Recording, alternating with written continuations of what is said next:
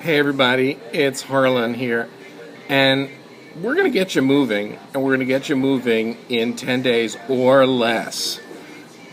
Before we begin getting you moving, I want to share with you 5 obstacles that could stop you from moving forward.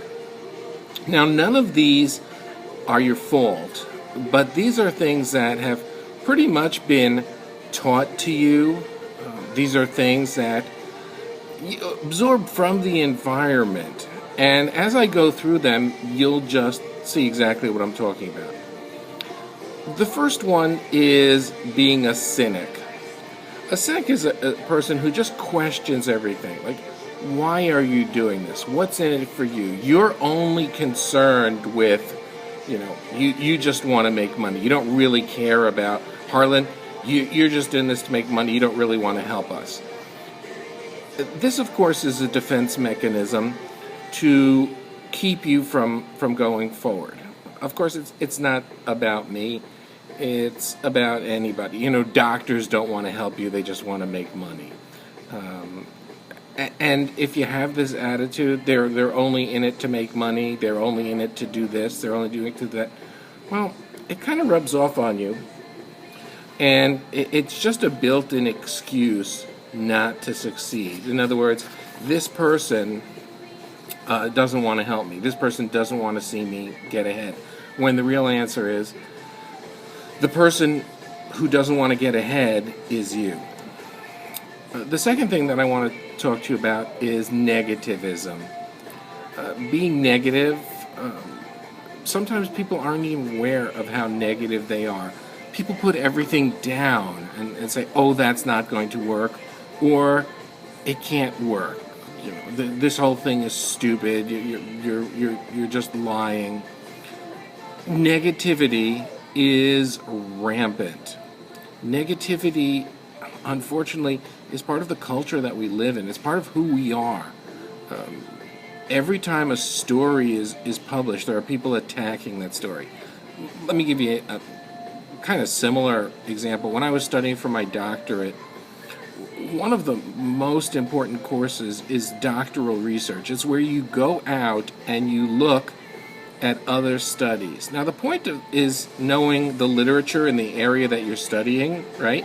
You can't do a doctoral study unless you know who else has studied in the area. But once you find that study, the only thing you're supposed to do is find out what's wrong with the study. And I'm thinking, wait a minute, what is this? What's this whole culture of negativity here? And then when you're ready to get your doctorate, the last thing that you have to do is you have to defend your doctorate. You come in front of a panel of 3 or 4 professors. They look over your research, and then all they do is start attacking you. Okay? It's a terrible culture of negativity. And unfortunately, we live in it. So to overcome this culture of negativity, we're going to be focusing on things that we need to do. So let's set aside the negativity. Let's try and open ourselves up, and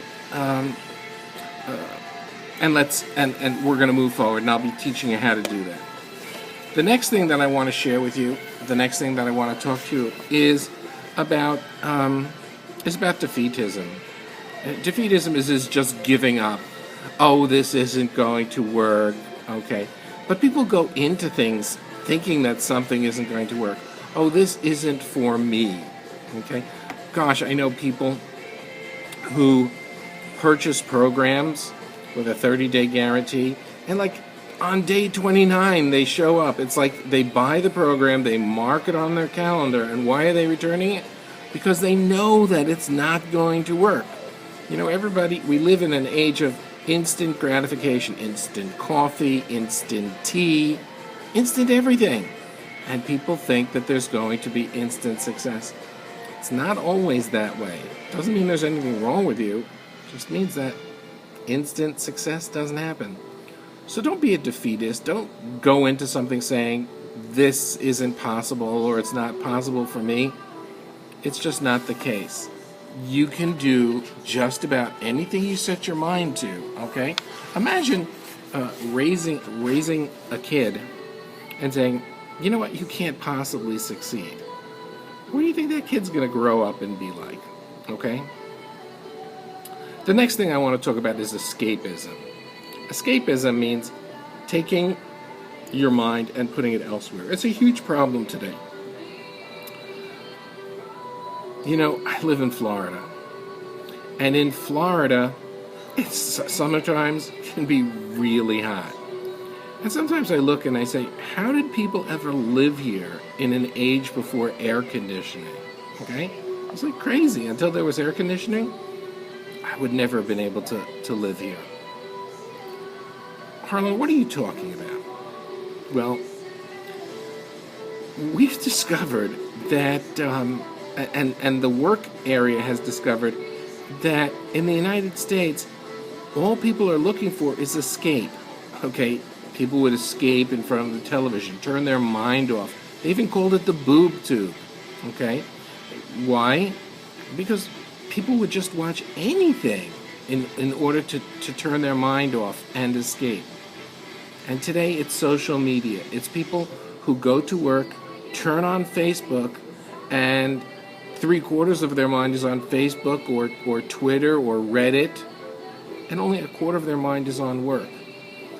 If you're so desirous of escaping and unable to focus for an appropriate period of time, you're probably not going to succeed. So you need to be able to focus. And the last thing that I want to talk about with you, looking down at my notes, is procrastination. Okay? When you procrastinate, when you put off things that need to be done, well, quite obviously, you're not going to see results.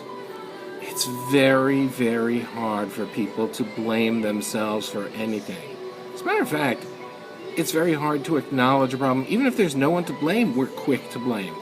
I've told the story of coming into a parking garage after being away for a week, and someone was across from me, and his tire was flat. And he looked up at me as he was filling his tire with one of those little machines, and he looked up and he said, "Someone let the air out of my tire." And I thought about it. It was ridiculous. Okay? Here we are in a huge garage. There are hundreds, maybe thousands of cars there. And out of all the cars, someone picked out his car, nothing spectacular, didn't break in, didn't do anything, just went up to it and let the air out of one tire? Why would someone do that? And the answer is, no one did it. You know, maybe he had a slow leak and he went away for a week and it came out. But there's a need of people to blame someone. Okay? Unless you get rid of these 5 things, you're probably not going to succeed. Now, using the binaural beats can really change your attitude. But I want you to understand that success starts with acknowledging these 5 problem areas and being ready to move on. We're going to be tackling these problem areas. We're going to be talking about them, and we are moving ahead with your success. This is Harlan Kilstein for the Money Acceleration Matrix. Be cool, stay in school, and we're going to rock this thing. Have a great day.